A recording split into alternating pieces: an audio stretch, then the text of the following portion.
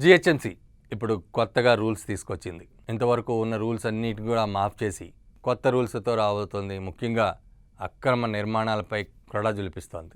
ఎవరైనా అక్రమంగా నిర్మాణం చేశారో వారికి దాదాపు 300% ఫైన్ విధించబోతోంది. తీసుకున్న పర్మిషన్కి ఎక్స్ట్రా ఏమైనా జరిగిందా, అటు ఇటు తేడాలు ఏమన్నా వచ్చాయా, ఇక ఇల్లు కూల్చే పరిస్థితి కూడా ఉంటుంది. దీనికి హైడ్రాకు కూడా ఫుల్ పవర్స్ ఇచ్చారు.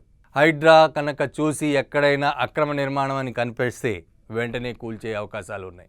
దానికోసం ఎటువంటి కోర్టులు పోలీస్ స్టేషన్లో కంప్లైంట్లు ఇచ్చినా ఏ విధమైన చర్యలు తీసుకునే అవకాశం ఉండదు. ఆల్రెడీ హైడ్రాలో ఒక పోలీస్ స్టేషన్ ఏర్పాటు చేయడం జరిగింది. కొన్ని కారణాల వల్ల ఇప్పటిదాకా ఆ పోలీస్ స్టేషన్ సీరియస్గా వర్క్ చేయడం జరగట్లేదు అని తెలుస్తోంది.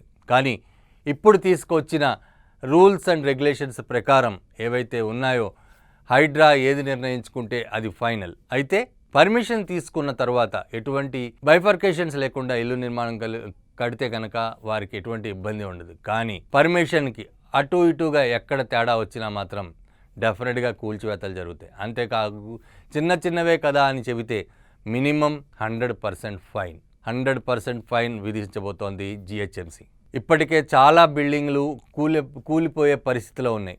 వాటిని కూడా ఎటువంటి నోటీసులు ఇవ్వకుండా పవర్స్ని హైడ్రాకి కట్టబెట్టింది ప్రభుత్వం.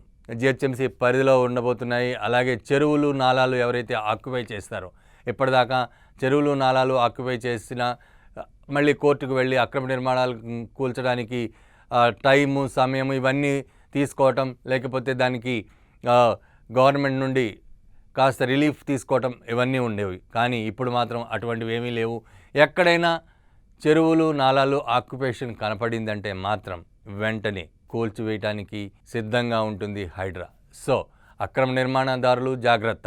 అక్రమంగా నిర్మాణం చేస్తే మాత్రం డెఫినెట్గా మీకు ఫైన్తో పాటు కూల్చివేతలు కూడా జరుగుతాయి. అలా అని ఇంతకుముందే నిర్మించిన వాళ్ళ పరిస్థితి ఏంటి అని అడుగుతారా? అయితే దానికి కూడా ఒక చిన్న క్లాజ్ ఇవ్వటం జరిగింది.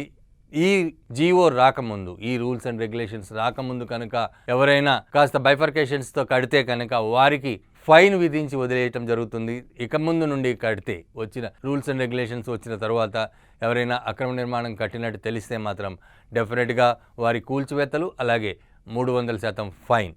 So be careful. కన్స్ట్రక్ట్ చేసే ముందే ఆలోచించి కరెక్ట్గా ఏదైతే పర్మిషన్ తీసుకున్నారో, కన్స్ట్రక్షన్ పర్మిషన్ తీసుకున్నారో దాని ప్రకారమే ఇంటి నిర్మాణం కానీ బిల్డింగ్ నిర్మాణం కానీ చేయాలి. అలాగే ఇంకోటి, హౌసింగ్ నిర్మాణం కోసం పర్మిషన్ తీసుకొని కమర్షియల్ కన్స్ట్రక్షన్ కనుక చేస్తే వారికి కూడా 300% ఫైన్ ఉంటుంది అని కూడా అనౌన్స్ చేయడం జరిగింది. So be careful.